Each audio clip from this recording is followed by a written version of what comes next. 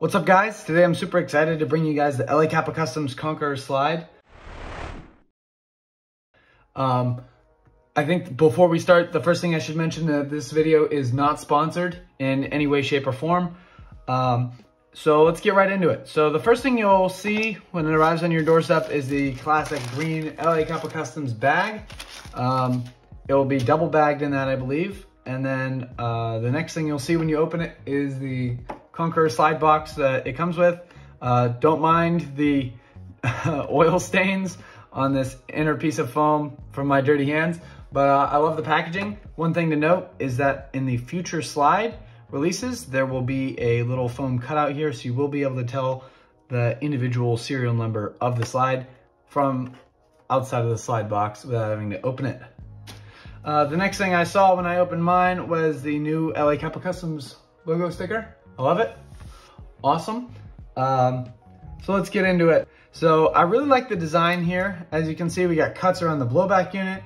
I think that's really great. I really enjoy the cuts on top as well. And a nice cut in there all the way around. And some nice cuts on the other side as well, right there. And nice cut down here by the guide plug. Excellent. I think that all looks great. I really love that the slide is only 62 grams, and I think part of that comes from these cuts near the blowback unit area. It's a lighter slide than most, except for the Airsoft Masterpiece Mega Nano slides, which come in close to 50 grams. But this is pretty much the lightest available slide that you can get currently. I really enjoy it. I've actually filmed this video 3 times, and the reason is because my initial impressions were very mixed, and I'll talk about why. The first thing I want to mention was the rear sight and how difficult it was for me to get it in. And now I'll put on some footage of me trying to get it in. Here you can see footage from when I installed the rear sight and the difficulty I had getting it in.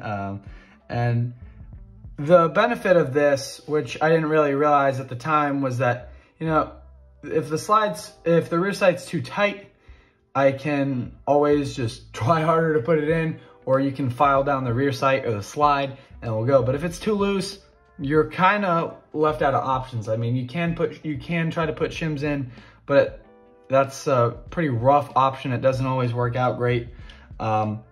So I did have some difficulty getting the rear sight in, but I did eventually get it in and it wasn't that big of a deal. The next thing I want to go over is the front sight. There was no instruction on an Airsoft Masterpiece slide like this Infinity slide. There's a little arrow. I'm not sure if you guys can see that, but it goes from left to right. And that arrow tells you which direction you should put the front sight in from. And there is no arrow on this one. I'm not sure if that means it could go in from both sides, but I went from left to right on this one, and I did get the sight to fit in. It was very tight. I did have to use some 300 grit sandpaper for about 8 seconds of sanding to take a little bit of material off the bottom of the front sight to get it in. But I will say it's better to have a good, tight front sight rather than a loose one. You don't want that falling out on the field, especially if you have a nice fiber optic sight. I do always recommend a dot of Loctite, but it's not really required on this slide since it was so tight. Let's get into my biggest complaint about the slide. I'll try to show this here for the camera. There's no side-to-side wobble, but there is a little bit of vertical wobble.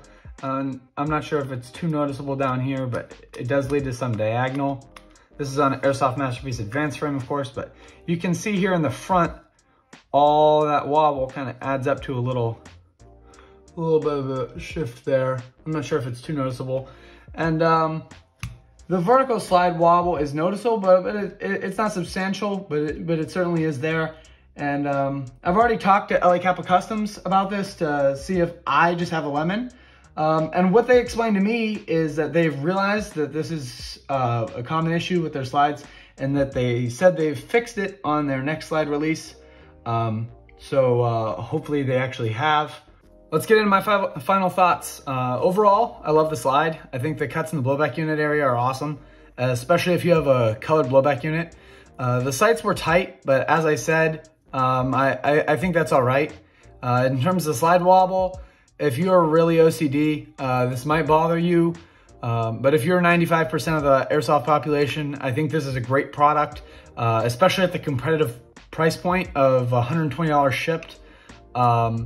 As a player, as an airsoft tech, I can certainly recommend it. If you guys enjoy this, consider liking and subscribing. Check out some of my other videos. Show some love on the Instagram.